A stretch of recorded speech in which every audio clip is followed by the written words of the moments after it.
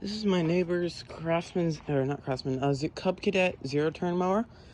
I just did not really a service, but I adjust the valves and I blew out the air filter.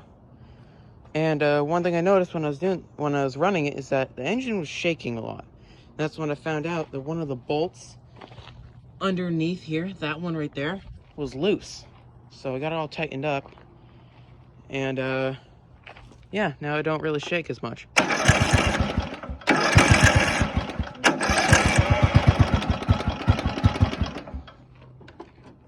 Give it a little more speed.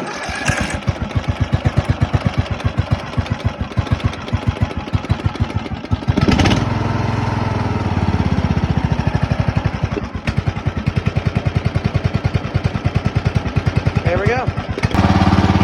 After a carburetor adjustment, this thing sounds pretty good now.